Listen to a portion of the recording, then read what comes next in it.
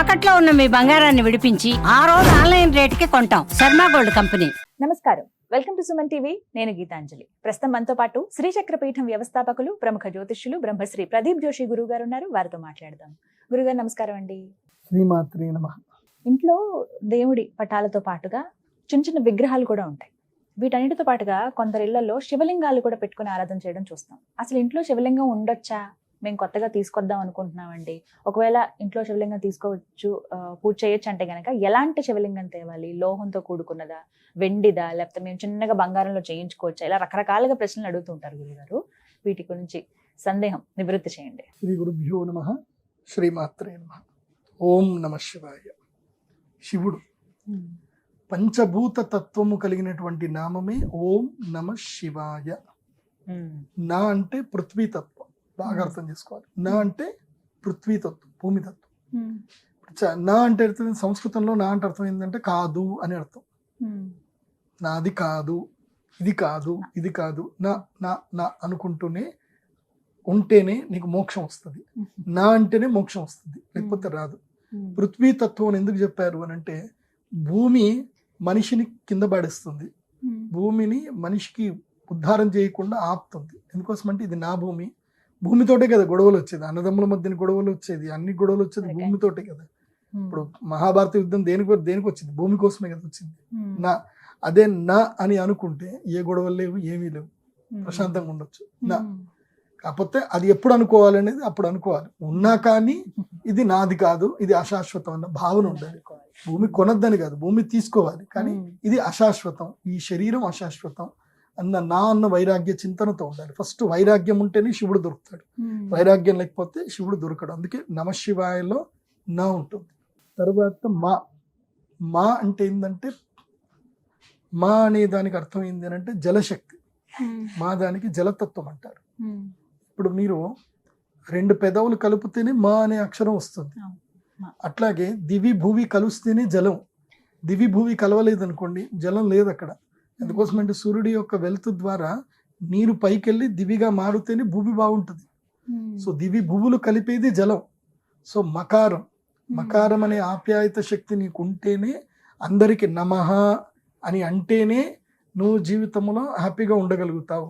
ప్రతి వారికి నమస్కారం చేస్తూ నమః అని అంటే బాగుంటుంది. నమస్కార చింతన ఉండాలి. కాబట్టి నమః. తర్వాత శివాయ. షి అంటే అగ్నితత్వము, శికారతత్వం అగ్నితత్వం. సో నీ శరీరంలో అగ్ని బాగా ఉంటేనే నువ్వు ఆరోగ్యంగా ఉంటావు. ప్రాణాయామంలో ఉజ్జాయి ప్రాణాయామం అని ఒకటి ఉంటుంది. ఆ ప్రాణాయామంలో సౌండ్ చేయాల్సి వస్తుంది. ఆ సౌండ్ చేయడం వల్ల మనకి ఉజ్జాయి ప్రాణాయామం, శీతలి, శీత్కారి, ఉజ్జాయి 3 ప్రాణాయామాలు ఉంటాయి. దాని వల్లనే శరీరములో అగ్ని తేజస్సు అనేది జరుగుతుంది. అందుకే శికారం అనే బీజాక్షరము, అందులో అగ్నితత్వం ఉంటుంది. తర్వాత వకారం అనే బీజాక్షరం ఏంటంటే వాయుతత్వం.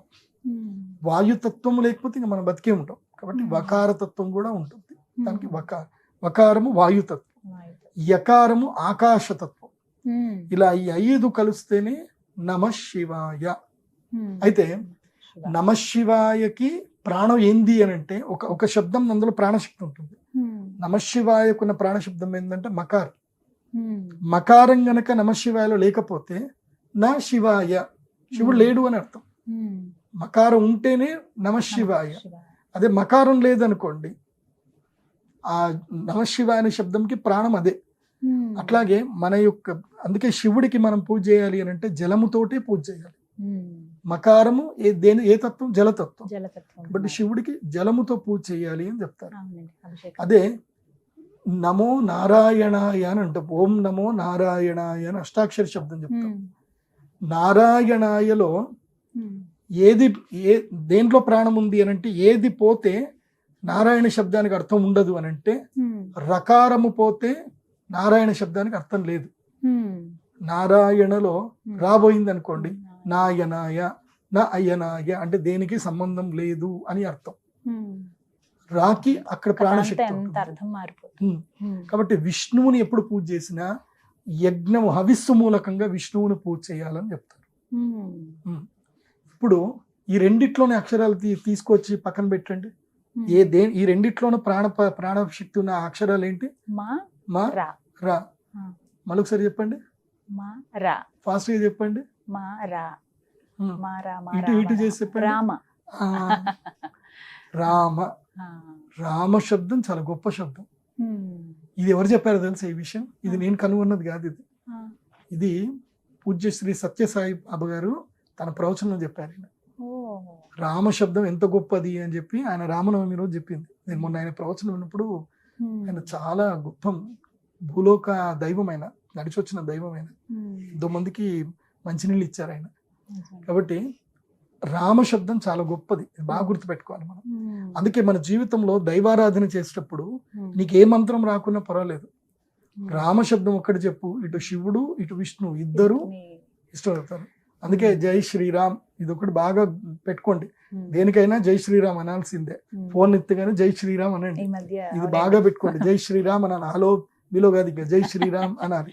ఉమ్. సో ఇది ఎందుకు మీకు అర్థమయ్యేటట్టు చెప్తున్నా అంటే, చాలా మందికి ఏంటంటే ఇంట్లో దైవం పెట్టుకుంటే, పూజలు పెట్టుకుంటే ఉమ్. నీకు మంత్రాలు రావు.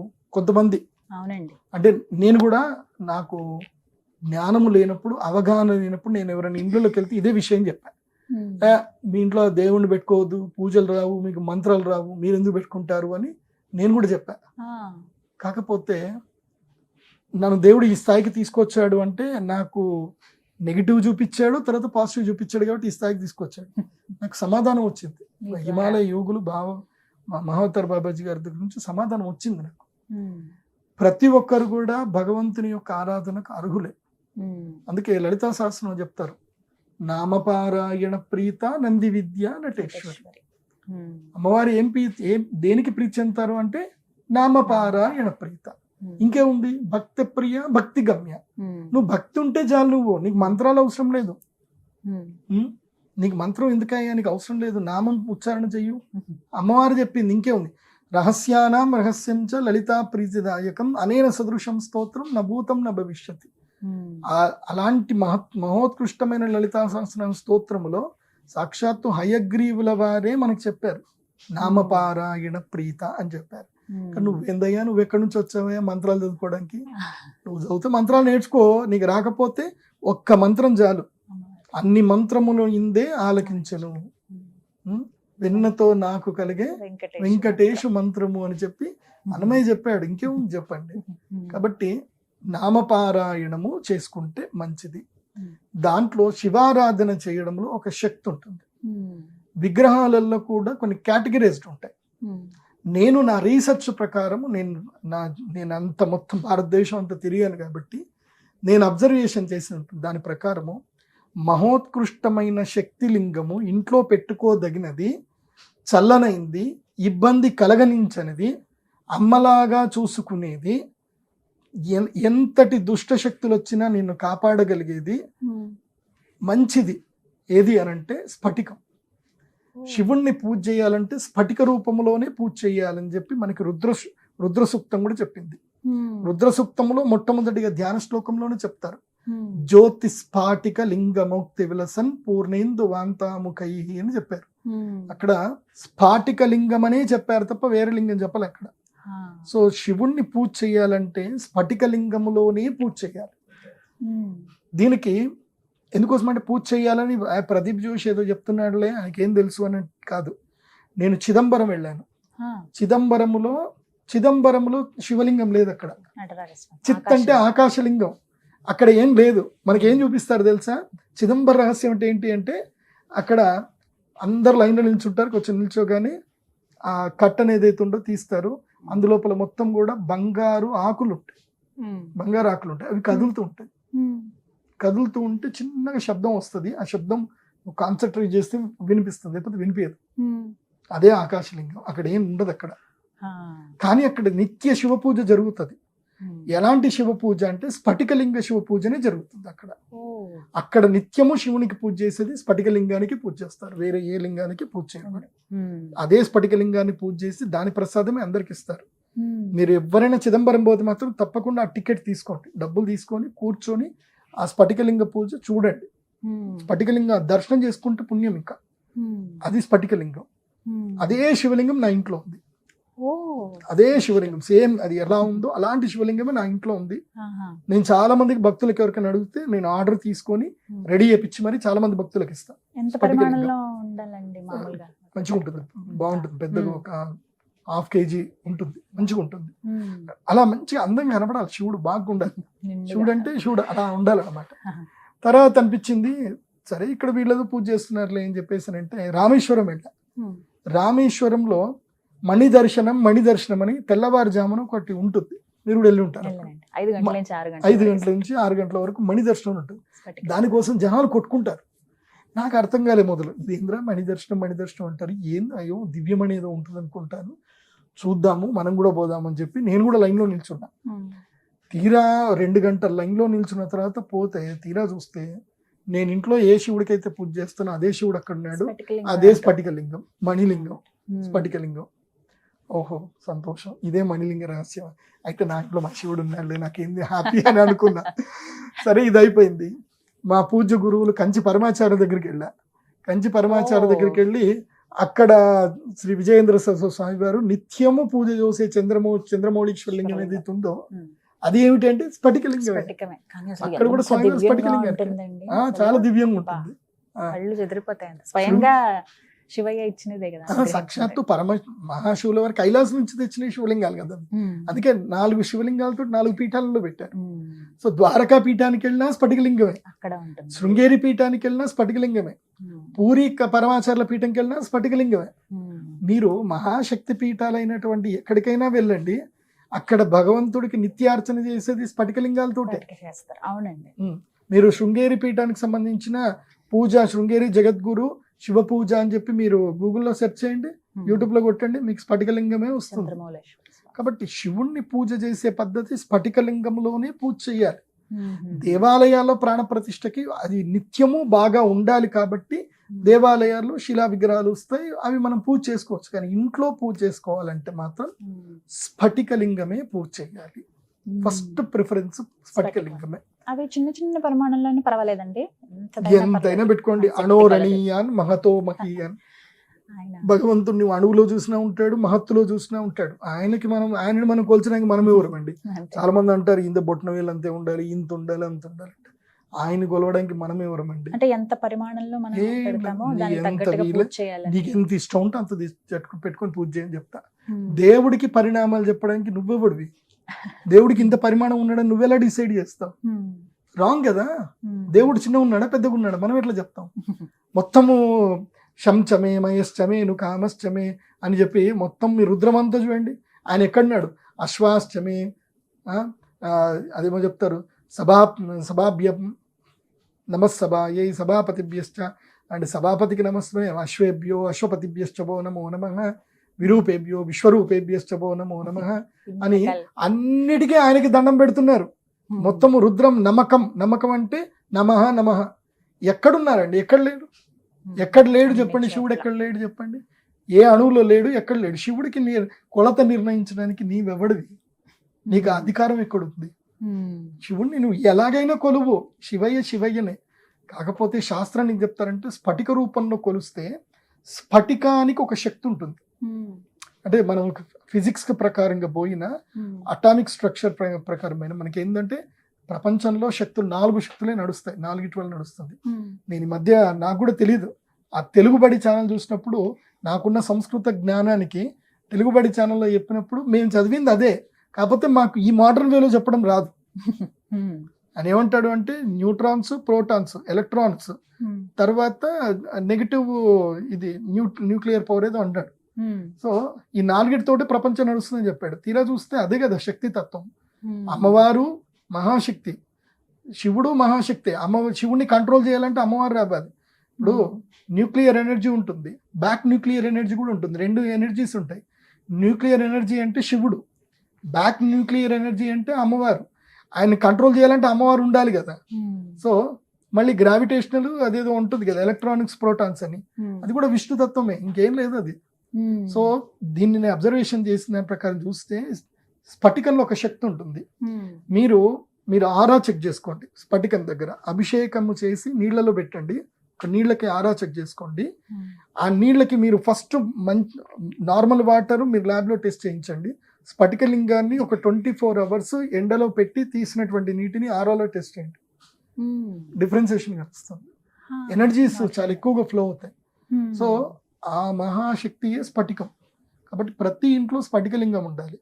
ఇంకోటి ఏంటంటే మనకి ఆజ్ఞాచక్రము యాక్టివేట్ అవ్వాలి అంటే ప్రతి ఒక్కరికి ఆజ్ఞాచక్రము యాక్టివేట్ ఉండదు. ఇక్కడ ఉంటుంది ఆజ్ఞాచక్రం. ఇదేంటంటే హైపోథాలమస్ పిట్యూటరీ గ్లాండ్ కి ఇది కనెక్టెడ్ ఉంటుంది అనమాట. ఇక్కడ నుంచి సెంటర్ ఉంటుంది. సో మనకి ఎనర్జీస్ ఇక్కడ నుంచే ఫ్లో అవుతాయి మొత్తం కూడా చెప్పాలంటే. యూనివర్సీ నుంచి మన యొక్క పిట్యూటరీ గ్లాండ్ ఎనర్జీ ఎక్కడి నుంచి కనెక్ట్ చేసుకుంటుంది అంటే ఇక్కడ నుంచి కనెక్ట్ చేసుకుంటుంది. మనం సూర్యుడి వెలుగులో మనం ఒక గంట సేపు లేము అంటే, రోజుకు ఒక గంట లేము అంటే ఆటోమేటిక్గా పిట్యూటరీ గ్లాండ్ హార్మోన్ రిలీజ్ చేస్తాం బంద్ చేస్తుంది. దాన్నే హార్మోన్ ఇంబ్యాలెన్స్ ఇష్యూస్ వస్తాయి సూర్యుడు వెలుగు లేకపోతే. అందుకే డి విటమిన్ డెఫిషియన్సీ అని అంటారు. డి విటమిన్ డెఫిషియన్సీ వచ్చిందంటే ఇంకా థైరాయిడ్ గ్లాండ్స్ ఇష్యూస్ వస్తాయి, థైరాయిడ్ ఇష్యూస్. అదే రోజు సూర్యుడు వెలుగులో ఒక గంట సేపు కూర్చున్నారనుకోండి ఏ ఇష్యూస్ రావు. కానీ అదే సూర్యుడు వెలుగులో కూర్చొని నీకు డివైన్ ఎనర్జీ రావాలి, ఇంకా శక్తులు రావాలి, యూనివర్సల్లో ఉండే శక్తితో నువ్వు కనెక్ట్ అవ్వాలి. ఎందుకోసం అంటే యూనివర్సల్ మొత్తం కూడా న్యూక్లియర్ ఎనర్జీ తోటి యూనివర్సల్లో ఉంటుంది. మన కంటికి కనబడదు కానీ యూనివర్సల్ అంతా కూడా న్యూక్లియర్ ఎనర్జీ మొత్తం కూడా. గ్రావిటేషనల్ ఎనర్జీ, న్యూక్లియర్ ఎనర్జీ, తర్వాత ఎలక్ట్రాన్స్ అండ్ న్యూట్రాన్స్ ఫ్లోట్ అవుతూనే ఉంటాయి. సో ఆ ఎనర్జీ మన లోపల ఇంకా శక్తిని తీసుకురావాలి అని అంటే, మనం ఒక మహాశక్తిగా మారాలి అంటే స్ఫటికం దిస్ ఓన్లీ మీడియం. ఇంకా ఏది మీడియం లేదు. వెలుగు ఉదయిస్తున్న సూర్యుడి దగ్గర ఇలా స్ఫటికము ఆజ్ఞాచక్రం దగ్గర పెట్టుకొని 11 సార్లు ఓంకారం గట్టిగా చదివారనుకోండి, ఇలా 108 రోజులు చేయండి, మీ ముఖంలో ఒక దివ్యమైన ఎనర్జీ వస్తుంది. అండ్ మీకు వాక్శక్తి వచ్చేస్తుంది. నత్తి ఉన్నా పోతుంది, రోగాలు ఉన్నా పోతాయి. అదొక డివైన్ ఎనర్జీ మీ లోపల మీకు తెలిసిపోతుంది. మీరు ఎవరికి మీరు చెప్పాల్సిన అవసరం లేదు. You can experience that. అందుకే స్ఫటికలింగానికి ఇంట్లో పూజ చేయాలి. స్ఫటికము ఇంట్లో పెట్టుకుంటే దోషము లేదు. అభిషేకాలు అవి రోజు చేసుకోవాలంటే ఎప్పుడైనా అభిషేకం ఎప్పుడు చేసుకోవాలి మామూలు ఇష్టమేనా? నీ లోపలనే శివుడు ఉన్నాడు. నీలో ఉన్న శివుడిని బయట ఉన్న శివుడికి పెట్టి పూజ చేసుకుంటున్నావు. ప్రేమగా పూజ చేయు, భక్తితో పూజ చేయు, భయంతో పూజ చేయు. ఇవాళ శివుడికి పూజ చేయకపోతే కోపంగా వస్తాడేమో ఇలా అనుకుంటే ఆయన దేవుడు ఎందుకు అవుతాడు? ఈర్ష, ద్వేషము, అసూయ, క్రోధము, రాగము, అనురాగము ఏవి లేనటువంటి వాడే శివుడు. కాబట్టి ఆ శివుణ్ణి క్లేశ కర్మ విపాకాశీ అపరామృష్ట పురుష విశేష ఈశ్వర అని చెప్పారు. ఆయన క్లేశము లేవు. నీ కోపము క్రోధం ఉంటేనే కదా క్లేశాలు. ఆయనకి ఏం లేవు. ఆయన ఏక్ నిరంజన్. ఆయన అలా కూర్చుంటాడు అంతే. నువ్వు ప్రేమగా పిలిస్తే పలకరిస్తాడు, నువ్వు ఏది అడిగినా వరాలు ఇస్తాడు. ఆయనకు నీ మీద ఎప్పుడు కోపం రాదు. నువ్వు పూజ చేసుకోవడము అంటే అర్థం ఏంటంటే, భగవంతుణ్ణి నువ్వు పూజ చేయడము అంటే నిన్ను నువ్వు సంస్కరించుకోవడం అని అర్థం. అంతే గుర్తుపెట్టుకోండి. దేవుడు అంటే ఎక్కడో లేడు. నువ్వు పూజ చేసే నీ సంస్కారంలోను నీ ఆచరణలోను నిన్ను నువ్వు సంస్కరించుకోవడము, నీకు నువ్వు ఎనర్జీగా చేసుకోవడము. తర్వాత నువ్వు అహం బ్రహ్మాస్మి స్థితికి రావాలి అని అంటే దైవంతో నువ్వు నిత్య సహవాసం చేస్తే నువ్వు అహం బ్రహ్మాస్మి స్థితికి వస్తావు. నువ్వు దైవంతో సహవాసం చేయకుండా, దైవతత్వం తెలుసుకోకుండా అహం బ్రహ్మాస్మి స్థితి రాదు. బట్ ఆ స్థితికి రావడానికి నువ్వు మెచ్యూర్ అవ్వాలి. మెల్లిమెల్లిగా దైవంతో సహవాసం చేయాలంటే పూజ చేయడం నేర్చుకోవాలి. కానీ అది మ్యాండేటరీ. నువ్వు పెట్టుకున్నావు, నువ్వు పూజ చేయలేదు, ఇలా పిచ్చి పిచ్చిగా చేయకూడదు. నీకు ఎప్పుడు నచ్చితే అప్పుడు వెళ్ళి కూర్చో, హ్యాపీగా పూజ చేయి, బాగుంటుంది. ఇప్పుడు మా బాబాయ్ ఉన్నాడు ఒక ఆయన. చిన్నప్పుడు నేను ఆయన్ని తిట్టేవాడిని అనమాట. ఆయన అన్నం తిని పూజ చేస్తావు నువ్వేంది అని అనేవాడిని. కానీ ఆయన ఉపాసన శక్తి వల్ల ఎంత గొప్ప శక్తి అంటే, ఆయన అన్నం తిని పూజ చేసిన ఏది చేసిన శివుణ్ణి భక్తితో పూజ చేసేవాడు. ఆయన విఠల్ రావు అని మా బాబాయ్ అవుతారు. ఆయన పూజ చేసేవాడు. ఆయన అని చెప్పేవాడు, దేవుణ్ణి మనస్ఫూర్తిగా పూజ చేయాలి కానీ కడుపు మార్చుకొని పూజ చేయడం ఏంది అని. అదేంది అట్లా కాదు కదా అని నేను అనేవాడిని అనమాట. నాకు ఇద్దరికి గొడవలు జరిగేటి చిన్నప్పుడు. నేను చాలా చిన్నపిల్లాడిని, ఆయన పెద్ద ఆయన. తర్వాత ఆయన చేసినటువంటి పూజకి శక్తికి ఇవాళ వాళ్ళ కొడుకు ఒక పెద్ద ఈ మన తెలంగాణలో ఉండే ఒక పెద్ద న్యూస్ కంపెనీకి చీఫ్ ఎడిటర్. ఆయన వాళ్ళ అబ్బాయి కలెక్టర్లతో కూర్చుంటాడు, హోమ్ మినిస్టర్లు కూర్చుంటాడు. ఓన్లీ పెద్ద పెద్ద మినిస్టర్ రేంజ్ లోనే, సీఎం రేంజ్ లోనే కలిసి కూర్చుంటాడు మా అన్నయ్య. సో ఎందుకు జరిగింది అని అంటే ఆయన అట్ట ఉపాసన చేస్తాడు. భగవంతుడు ఉపాసన మనం ప్రేమతో చేయాలి, భక్తితో చేయాలి, భయంతో చేయొద్దు. చేస్తే యద్భావం తద్భవతి. నువ్వు భయపడుతూ చేసావంటే ఆయన భయపడుతుంది. నువ్వు భక్తితో చేసావు, ప్రేమతో చేసావు, ఈ భక్తి ప్రేమ రెండు ఇస్తాడు ఆయన. యద్భావం తద్భవతి. అందుకే కృష్ణుడు చెప్పాడు కదా, ఏ యథా మాం ప్రపద్యంతే తాం తథైవ భజామ్యహం. మమ వర్త్మాను వర్తంతే మనుష్యా పార్థ సర్వశ అని క్లియర్ గా చెప్పాడు. సో నన్ను నువ్వు ఏ విధంగా కొలిస్తే నేను ఎట్లా ఇది చేస్తాను. కాబట్టి శివుణ్ణి కూడా ప్రేమగా కొలవండి. చాలా మంది ఇవన్నీ మీకు చెప్తారు, శివుడు శ్మశానంలో ఉంటాడు, మీ ఇంట్లోకి తెచ్చుకోకూడదు, అవన్నీ చెప్తారు. ఎప్పటికైనా ఈ శరీరం పోవాల్సిందే, ఆడికే శ్మశానంకే పోవాలి. కాబట్టి ఇదే జీవన శ్మశానం. మీకు తెలుసా అసలు మన శరీరంలో మనం చూస్తూ మనకు తెలియకుండానే మనము కూడా కొన్ని కోట్ల ప్రాణులకి మనం కూడా దేవుళ్ళమే. ఈ శరీరము కొన్ని కోట్ల ప్రాణులకి ఇది ఒక ఆవాస క్షేత్రము, మన శరీరంలో ఉండేది. వాటికి మనం ఆహారము. మన శరీరంలోనే అవి చనిపోతూనే ఉంటాయి, పుడుతూనే ఉంటాయి. అంటే నీ శరీరమే లీవింగ్ కెడవర్, బతికునే శ్మశానమే ఇది నీ శరీరం ఎన్నో జీవులకి కదా. కాబట్టి నువ్వు ఎలా అర్థం చేసుకుంటే భగవంతుడు నీకు అలా అర్థం అవుతాడు. అందుకే భగవంతుడి గురించి ఎక్కువగా అర్థం చేసుకునే ప్రయత్నం చేయొద్దు. చంటి పిల్లని ఎంత ప్రేమ చూసుకుంటే భగవంతుడు కూడా చంటి పిల్లాడు అనుకోవాలి, ఎంత ప్రేమ ఉండిపోవాలి, అంతే. అట్లాగే ఉండాలి. విశ్లేషించకూడదు అని అంటారు కదండి. ఎక్కువగా దేవుణ్ణి మరీ అర్థం చేసుకోవడానికి పోవద్దు. ఆయనతో ప్రేమ ఉంటే చాలు. Love and affection. ఆయన మూఢభక్తే ఇష్టం ఆయనకి. ఇంట్లో శివలింగం పెట్టుకోండి, పూజ చేసుకోండి. మీకు అదే స్ఫటికలింగం కావాలి అని అంటే నేను ఇస్తాను. శివరాత్రి ఆ సమయంలో వచ్చినప్పుడు ఇస్తాను, లేదంటే కావాలంటే పూజ చేపించి మేము ఇస్తాం. ఎప్పుడైనా మీరు కాంటాక్ట్ చేయండి. మంచి శివలింగం ఇస్తాను, మంచి శివలింగం. ప్రమాణం, దానికి ఆగమ ప్రమాణాలు ఉంటాయి. లింగం తీసుకోవాలి కానీ ఆగమ ప్రమాణం ప్రకారం తీసుకోవాలి. వంకర టింకర్ ఉన్నాయి తీసుకోవద్దు. అలా ఆగమ ప్రమాణం ఉన్న శివలింగం నేను ఇస్తాను. కాకపోతే మా ఆఫీస్కి వచ్చే తీసుకోవాలి, నాకు కొరియర్ చేయండి అని మాత్రం చెప్పొద్దు. అది మీరు అమెరికాలో ఉన్నా మీకు అదే శివలింగం కావాలి, మీ గుళ్ళో పెట్టుకోవడానికి అని ఎక్కడైనా కావాలి అన్నా ఒక పర్సన్ మా ఆఫీస్కి వచ్చి తీసుకొని పోవాలి. నేనైతే కొరియర్ అయితే చేయను. శివలింగం డైరెక్ట్ వచ్చి తీసుకోవాలి. అది పెద్ద శివలింగం అయితే. చిన్న శివలింగాలు అయితే కొరియర్ చేస్తాను కానీ పెద్ద శివలింగాలు అయితే కొరియర్ చేయను. 500 గ్రాములకు పైగా ఉంటాయి కొన్ని ఆగమ ప్రకారం. అవి నీకు ఎనర్జీ ఏం కావాలన్నా నాతో డిస్కస్ చేసి తీసుకెళ్ళాలి. సంప్రదిస్తే వివరాలు చెప్తారు. ధన్యవాదాలు గురుగారు. శ్రీమాత్రి.